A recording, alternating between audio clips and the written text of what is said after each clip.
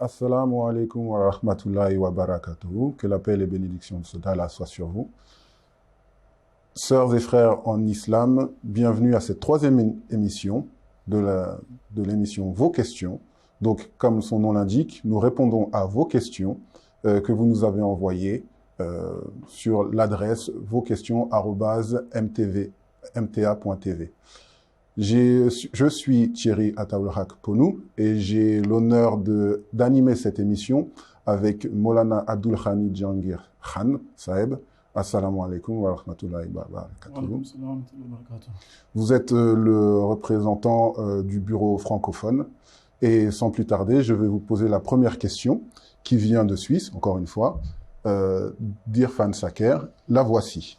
Pourquoi les différents groupes musulmans se battent-ils entre eux, alors que les différents groupes appartenant à d'autres courants religieux ne se battent pas entre eux? Alors, il est vrai, bien sûr, que les musulmans de nos jours ne sont pas en train de bien se comporter dans bien des endroits et qu'ils se laissent aller à la violence au sein de leur communauté ou entre elles et d'autres communautés, etc. Et même entre elles et d'autres religions. Voilà, et malheureusement, c'est l'image que l'on a de notre religion. Mais c'est fortement médiatisé. C'est ça le point que j'allais faire aussi, que c'est vrai qu'il y a ces violences que nous ne nions pas du tout, nous les condamnons, mais il y a aussi une plus forte médiatisation de ces événements, de ces incidents, par rapport aux violences qui existent entre des groupes d'autres religions. Et on a courte mémoire aussi. Par exemple, on a vite oublié les affrontements très violents entre les catholiques et les protestants en Irlande du Nord dans l'histoire très récente, et avec Brexit qui s'annonce, on est en train d'aucuns disent que cela peut recommencer, malheureusement. Dans les années 90, il n'y a pas trop longtemps de cela, il y avait des violences, des affrontements entre des groupes rivaux chrétiens au Liban aussi. Et puis, on a vu plus récemment, par exemple en 2015, le pape qui condamnait les violences entre chrétiens dans l'Ukraine, par exemple.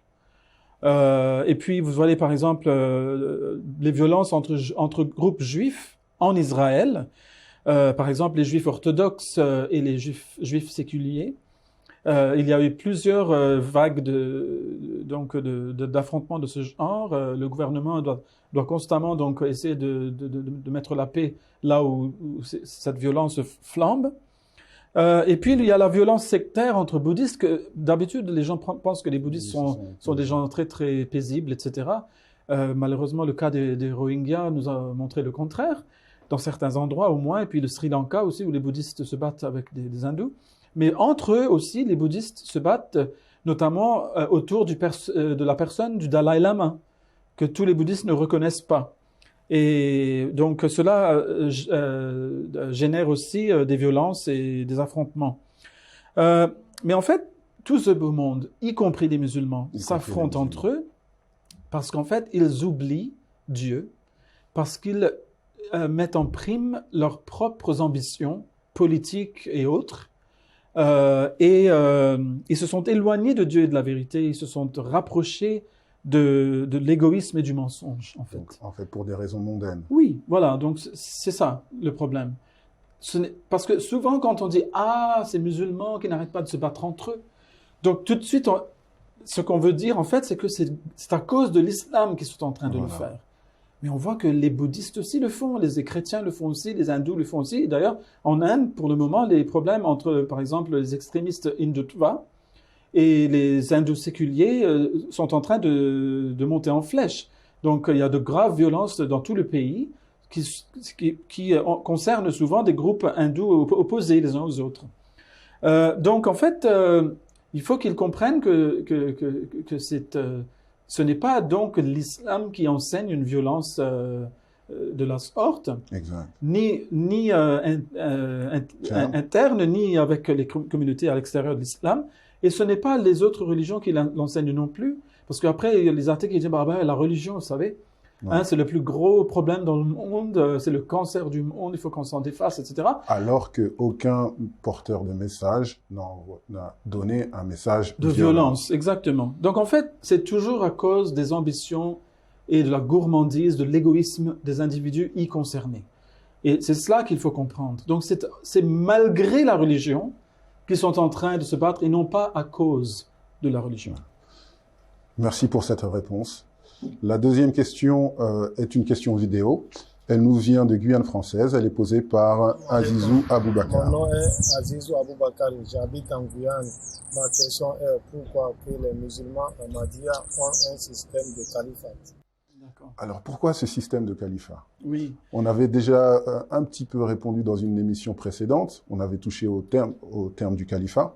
Là, vous allez pouvoir nous donner un petit peu plus. Oui, j'avais mentionné dans cet épisode-là que le prophète de l'islam, qu'Allah envoie sa paix et ses bénédictions sur lui, avait prophétisé le redémarrage, si vous voulez, du califat dans un temps éloigné. Voilà. D'ailleurs, je vais vous citer donc exactement ce qu'il avait dit, et ceci est pris du Musnad Ahmad bin Hanbal, qui est l'un des 6 livres authentiques de hadith. Et c'est un hadith rapporté par An-Nu'man ibn Bashir, qui est très connu donc pour les hadiths qu'il a rapportés. Donc, relativement donc à l'itinéraire qu'allait connaître le califat au sein de l'islam, le prophète Mohammed sallallahu alayhi wa sallam nous a dit ceci: le prophète an-nubuwwa en arabe demeurera parmi vous autant qu'Allah voudra qu'il demeure. Puis il l'enlèvera lorsqu'il désirera qu'il soit enlevé. Ensuite, il y aura le califat suivant la voie du prophète. Al-khilafatu ala minhaj an-nubuwwa. Voilà ce qu'il a dit exactement. Et celui-ci demeurera autant qu'Allah voudra qu'il demeure. Puis il l'enlèvera lorsqu'il voudra qu'il soit enlevé. Ensuite, il y aura une monarchie accablante, et celle-ci demeurera autant qu'Allah voudra qu'elle demeure. Puis il l'enlèvera lorsqu'il voudra qu'elle soit enlevée. Là, la monarchie accablante peut signifier aussi, ici selon le mot arabe utilisé, une monarchie d'héritage. Donc, où nous voyons que le père est roi, donc après c'est son fils, voilà. Après son petit-fils, etc., etc. Donc une dynastie donc familiale. Voilà, donc le prophète dit qu'après que le califat se soit terminé au sein de l'islam, après moi, il y aura des monarchies de ce genre-là. Alors, est-ce que ça correspond à une période? Oui, absolument, parce que ça correspond exactement à ce qu'on a vu juste après la fin donc du califat qui a duré 30 ans, après le prophète Mohammed sallallahu alayhi wa sallam. Et nous avons vu toutes sortes de monarchies apparaître dans le monde islamique. Et c'était donc des monarchies héréditaires, donc des dynasties qui se sont lancées. Et ensuite, il dit, puis il l'enlèvera lorsqu'il voudra qu'elle soit enlevée. Après cela, il y aura une monarchie tyrannique. Et celle-ci demeurera autant qu'Allah voudra qu'elle demeure. Notamment, nous avons vu l'Empire ottoman, qui était un empire très puissant, qui était très craint par l'Occident, notamment, et qui était tyrannique envers ceux qui étaient sous sa tutelle. Et celle-ci demeurera autant qu'Allah voudra qu'elle demeure. Elle aussi sera enlevée. Il dit ensuite, il y aura le califat suivant la voie du prophète. Encore une fois, al-khilafatu ala minhaj an-nubuwwa, thumma sakat, c'est-à-dire puis il se tue. Donc il n'a plus rien dit. Donc c'est-à-dire que ça continuera jusqu'à la fin. Et c'est exactement ce que nous voyons dans l'histoire de l'islam. Tous ces épisodes-là se sont déroulés devant nos yeux. Comment le prophète de l'islam aurait-il pu connaître l'avenir dans ces détails-là? C'est impossible. Parce que personne ne peut savoir ce qui va se produire après sa mort. Voilà. Peut-être que tous ses suivants vont l'abandonner. Il ne restera rien de son message. Comment peut-il savoir ce qu'il va en advenir? Mais il le savait, et il le savait de façon très précise. Mais donc maintenant, nous sommes arrivés à l'époque où, lorsque vous voyez l'Empire ottoman qui est complètement fini, eh bien, où est le califat basé sur le prophétat, suivant la voie du prophétat? Ce n'est pas à nous, les Ahmadis, de répondre à cette question, ce sont aux autres musulmans d'y répondre. Parce que ça fait plus de 100 ans que cet empire n'existe plus, mais il n'y a pas de calife. Alors que nous avons le califat depuis 100 ans. Justement, plus de 100 ans déjà. Et donc, pour nous, la prophétie s'est déjà accomplie et elle devait s'accomplir. Elle s'est accomplie. Voilà. Donc, il y a eu un enchaînement pour tout le reste. Mais là, il y a une période de 100 ans. Un gouffre. Oui, un gros que gouffre. les autres énorme. communautés doivent couvrir. Voilà. Donc, soit les musulmans sont en train, par leur action, en rejetant le calife que nous avons accepté, ils sont en train de démentir la prophétie du prophète sallallahu alayhi wa sallam et dire qu'en fait, il était un menteur, à Dieu ne plaise, ou bien il faut qu'ils révisent leur position et qu'ils viennent accepter le calife que nous avons reconnu. Voilà. Merci pour cette réponse. La troisième question. Mais avant de poser la troisième question, je vais vous rappeler que vous avez la possibilité de nous envoyer vos questions sur l'adresse qui est la suivante, vosquestions@mta.tv. Donc n'hésitez pas, vous avez la possibilité de les envoyer en audio, en vidéo ou par écrit. La troisième question nous vient de France. Elle est posée par Junaid Dobori.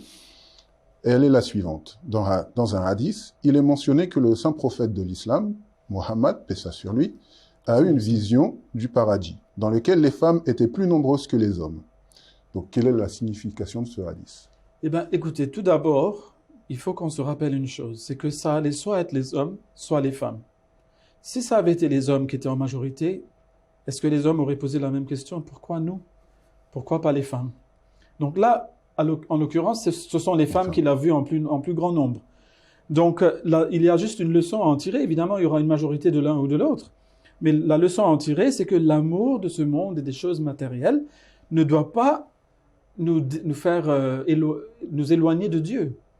Donc c'est aux femmes, en fait, pas aux hommes de rappeler cela aux femmes, mais c'est aux femmes de s'assurer elles-mêmes qu'elles ne sont pas avides des biens de ce monde à tel point qu'elles en oublient Dieu et qu'elles en oublient leur propre âme, qui doit aller vivre dans l'au-delà, donc après la mort. Donc il faut qu'elles préparent leur âme pour cela. Donc, et il ne faut pas oublier non plus, donc pour remettre un petit peu les pendules à l'heure, c'est que dans le Coran, Allah donne 2 exemples à suivre pour les croyants. Et les 2 exemples sont des femmes. Voilà. Donc ce n'est pas dire que nous sommes en train de condamner la gente féminine à l'enfer. Absolument pas. J'espère que les auditeurs ont compris. Et c'est aussi, entre parenthèses, une preuve que l'islam n'est pas une religion machiste. Oui, exactement. Donc Dieu dit aux hommes et aux femmes de suivre ces 2 femmes-là. Donc le premier exemple, c'est l'épouse de Pharaon, qui malgré la dureté et les injustices infligées par son mari, donc Pharaon à l'époque de Moïse, elle a cru en Moïse et elle a continué à maintenir sa foi. Et donc, l'autre, c'est Marie, la mère de Jésus, que la paix soit sur lui et sur elle, qui a préservé sa chasteté. Donc Allah dit dans le Coran, et Allah propose aux croyants l'exemple de la femme de Pharaon, lorsqu'elle dit « Mon Seigneur, bâtis pour moi une maison auprès de toi dans le jardin, et délivre-moi de Pharaon et de ses œuvres, et délivre-moi du peuple injuste. » Et l'exemple de Marie, la fille d'Amram dans la Bible, qui protégea sa chasteté. Puis nous avons insufflé en l'enfant, donc lui-même, de notre esprit, et elle accomplit en sa personne la prophétie transmise par les paroles de son Seigneur et contenue dans ses livres, et elle fut du nombre des obéissants. Et là, il s'agit donc des versets 12 et 13 ou 11 et 12 selon le cas, donc si on compte la Basmala, Bismillahirrahmanirrahim comme premier verset ou non, du chapitre 66 du Saint-Coran. Donc nous voyons qu'en fait, il ne faut pas s'offusquer du fait que ça a été les femmes qui étaient vues comme majoritaires dans l'enfance, parce que ça allait être soit les uns, soit les autres. C'est ainsi. Mais maintenant, il faut en tirer une leçon, et il faut qu'on en tire des leçons positives pour notre vie, et qu'on se prépare donc pour l'au-delà, pour qu'on ne soit pas du nombre des personnes qui sont en enfer. Et il ne faut pas oublier qu'il y avait aussi des personnes en enfer qui étaient des hommes. Ouais. Donc cela ne veut pas dire que nous avons notre ticket pour le paradis là. On peut dire que ça va être une compétition saine entre hommes et femmes. Exactement. Pour savoir qui sera le plus nombreux au paradis. C'est ça. La prochaine question est une question qui vient du Sénégal, de Kaolack. Elle est posée par Mohamed Diallo et c'est une question vidéo. Salam alaikum, je m'appelle Mohamed Diallo, je viens du Sénégal. Ma question est-ce que le prophète Adam alayhi salam est le premier homme sur terre ou bien c'est le premier prophète récipiendaire sur terre? Une question qui, voilà, exactement, un sujet qui revient souvent. Qui était le premier homme sur terre? Oui. Voilà. Eh bien, tout d'abord, lorsque nous voyons Allah en train de mentionner le nom d'Adam, où il parle d'Adam, il dit « Inni ja'ilun fil ardi khalifa » je vais mettre un successeur sur la terre. Donc, s'il est un successeur, c'est qu'il succède à quelqu'un d'autre. Évidemment. Ce n'est pas lui le premier homme, celui qui est mentionné dans le Coran, dans ce cadre-là. Mais c'est le prophète qui est le premier disons, cette période de 7000 ans qui a trait à nous. Donc, dans notre ère à nous, c'est le premier prophète de toute une série de prophètes qui allaient venir. Mais il n'est pas le premier homme en tant que tel. Dieu parle du premier homme de façon différente dans d'autres versets du Coran. Mais ce que je voulais présenter ici, c'est tirer des écrits d'un saint andalou très connu. D'ailleurs, dans le Maghreb, il est très très connu. C'est Muhyiddin ibn Arabi, rahimahullah.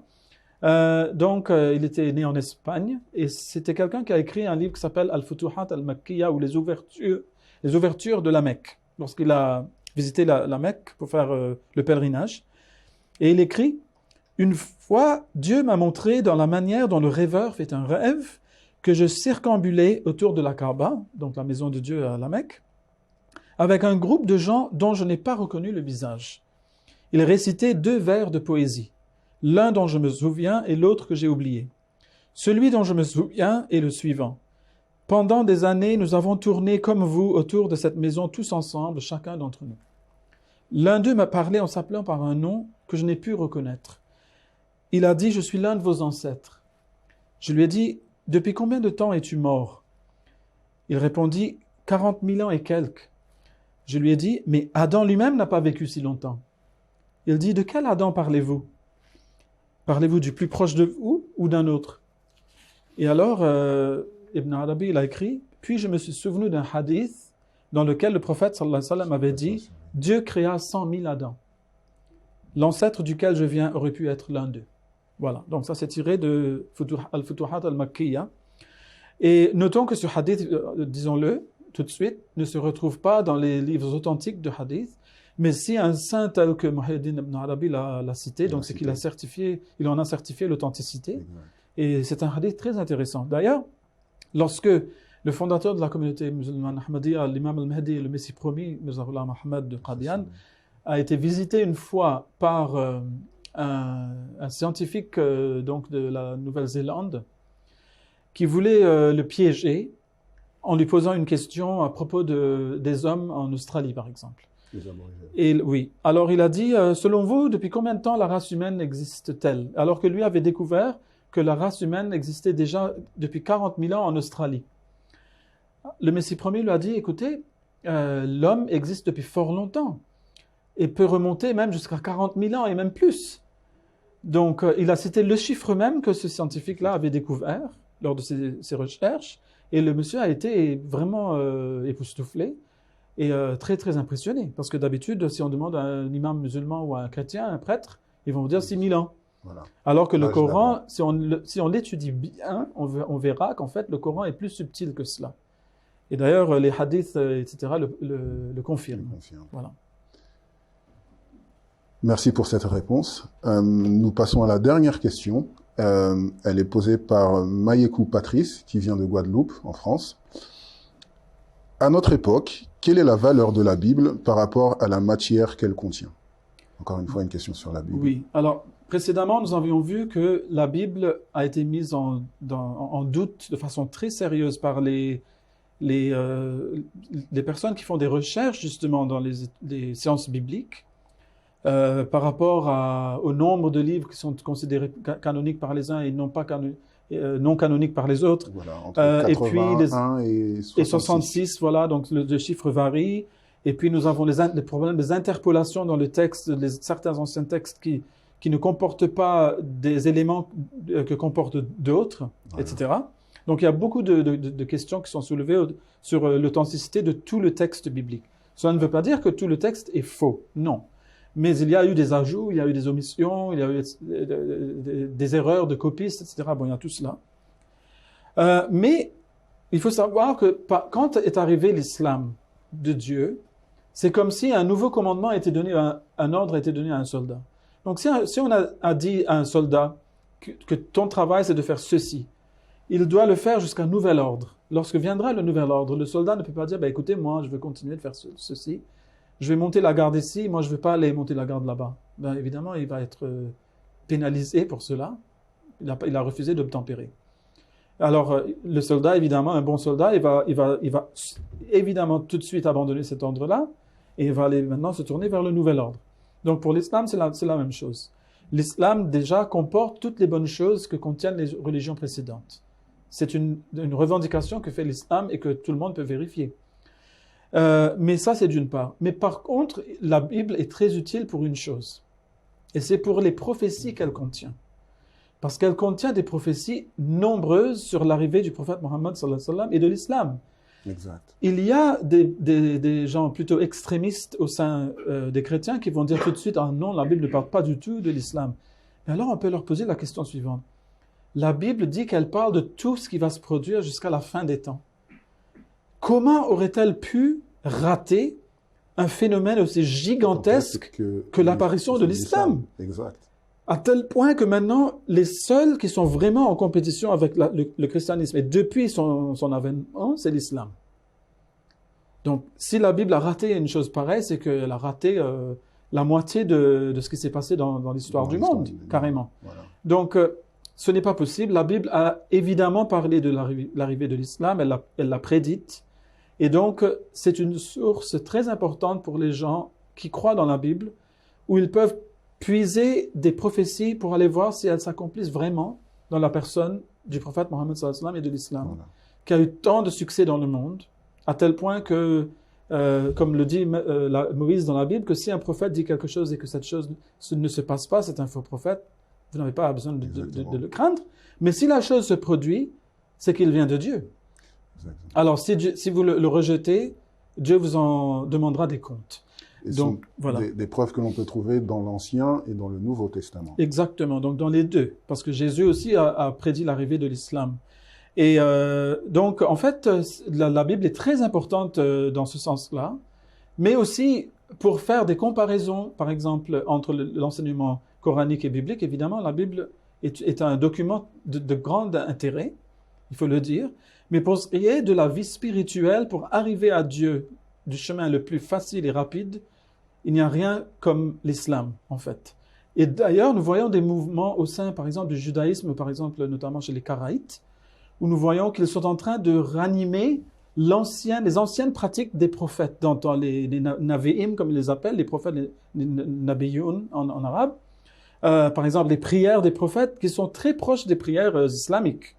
Donc, les prières des prophètes d'antan ont été gardées vivantes au sein de l'islam. Les autres les ont perdues. Et maintenant, ils font des tentatives de les ranimer. Mais c'est pour dire qu'ils auraient pu avoir tout ça de façon beaucoup plus simple au niveau de l'islam. Voilà. Merci pour ces réponses. J'espère que ces réponses vous ont satisfait. N'oubliez pas que vous avez toujours cette possibilité de nous envoyer vos questions à l'adresse suivante, vosquestions@mta.tv. Cette émission s'achève. Merci de l'avoir suivi et à bientôt pour une nouvelle émission. Assalamu alaikum wa rahmatullahi wa barakatuh. Que la paix et les bénédictions d'Allah soient sur vous.